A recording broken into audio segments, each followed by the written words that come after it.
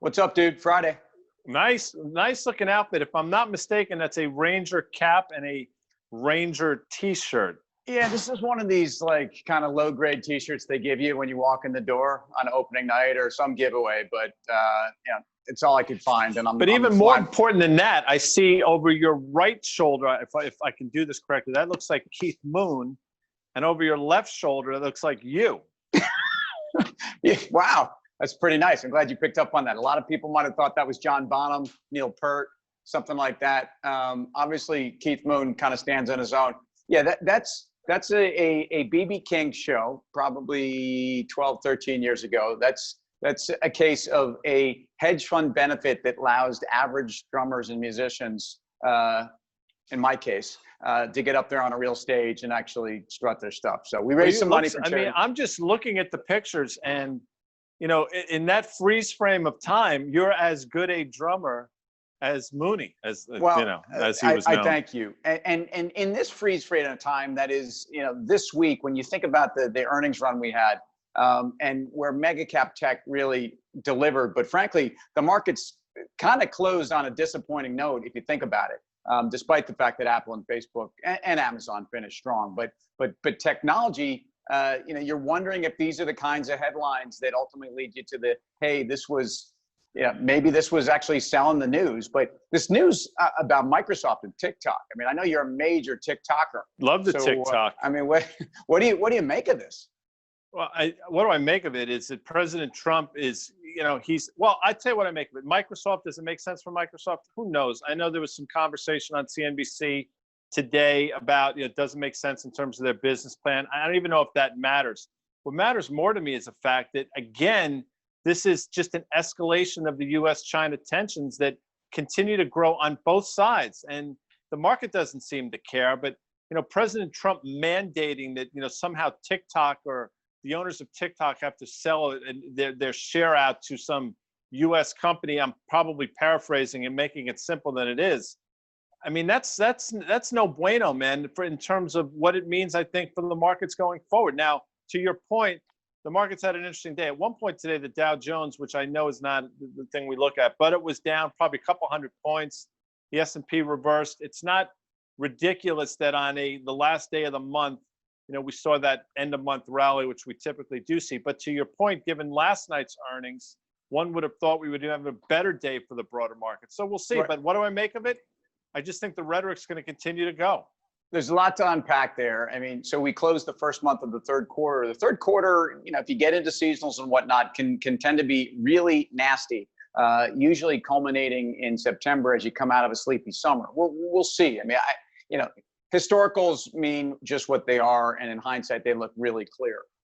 But when you think about what big cap tech has done, and then weave it back into TikTok, Microsoft. Look, Microsoft, third largest company in the world. Does this fit their business model? Absolutely, it does. Every major tech company, especially those that have a social media platform or some kind of a social presence and sub base, would want TikTok. Let's be clear. I mean, my kids are TikToking all day long.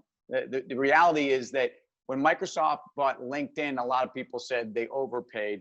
Look how it's starting to complement what they're doing in the enterprise side. But you know, they bought Mojang in, I think, 2014 for $2.5 billion.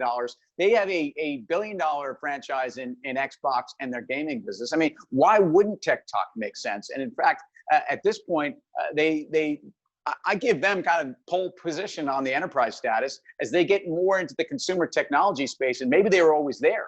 I think this would be genius. Now, this also reminds me of back in the day. Remember when energy was considered the fight for national security, and Chinese oil companies were maybe going to bid on U.S. oil companies, and DOJ got involved, and this became also essentially a political battle. Well, technology is that battle today.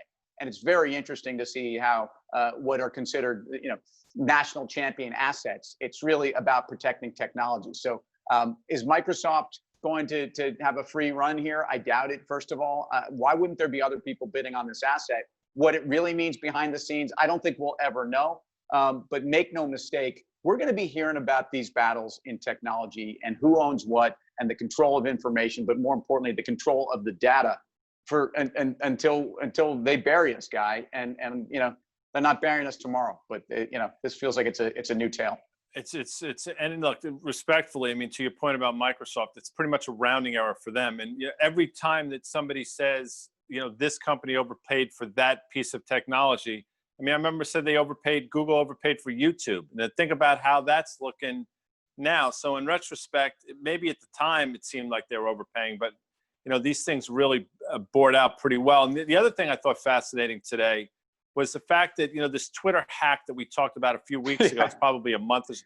17-year-old kid out of Tampa, Florida was the mastermind, him and a couple of his buddies, it looks like, which is just unbelievable. I don't know what you were doing at 17, but I wasn't hacking into the database of Twitter if it existed then, which it clearly didn't. Look, I had a pretty mean game of pinball, but that wasn't getting me rich. In fact, I was, by the way, when you were playing pinball in the arcade, were you the guy like I'm like going extra? I'm almost like tilting because I'm crushing the thing, and some dude leans in and slaps a couple quarters right there on the glass to indicate he's next. And honestly, I mean, those were almost almost also because it feels like the glass is going to break, and sometimes the quarters slide between the little metal and the glass, and it's just a total Johnson move. Not a bigger Johnson move is not only slapping your quarters down, but putting your beer bottle somewhere near the pinball machine. That that got you that was basically an invitation to drop. Dude, the pool table was the cliche of, hey, a spaghetti western's going to break out. At least in some of the places I hung out, there was no way, especially if I was with my wise ass brothers, that there wasn't going to be some kind of a scrap around that pool table. And we had the table, we were first, and then you see some guys, they slap their quarters down. So you start slowing down the game a little bit. You start like, throwing, stuff around the room a little bit. So you accidentally knock into these guys, and suddenly tempers start flaring. Next thing you know, somebody's breaking a pool cue over somebody's back. I mean, well, what's fascinating is I've actually done extensive reading on those really dangerous pool halls of Scarsdale, New York. And I got to tell you, man, it seemed like a really unsavory place to be. It's amazing you made it out in one piece. Well, let's just say, I was a Timmy Moscone of the Scarsdale pool halls, but 8-ball corner pocket, my man. The key is I think you had to talk a good game, whether you had game or not, didn't really matter. Speaking of talking a good game, who do you like? I mean, are you NBA or NHL this weekend? I'm all NHL, and I think on Monday we should break down the Rangers game against the Carolina Hurricane, which will happen tomorrow. And I'm sure we'll have some Mets saga to talk about too. Maybe by then they would have DFA'd Edwin Diaz. Tim. You know what? As much as I knew you were going to go there, and it took 7 minutes and 26 seconds into this, wherever we are, for you to bring up Edwin Diaz. DFAing Edwin Diaz might be the worst thing that could happen to a Met fan, because invariably he's going to come back and be Cy Young. Of course. So. I think with that, look, have a great weekend. Let's go Rangers. NBA, I wish you well. But either way, when it's November and these teams are supposed to be starting to play in the next season and they're still getting through their playoffs, it's all a little weird to me. Talk to you Monday. Enjoy the weekend.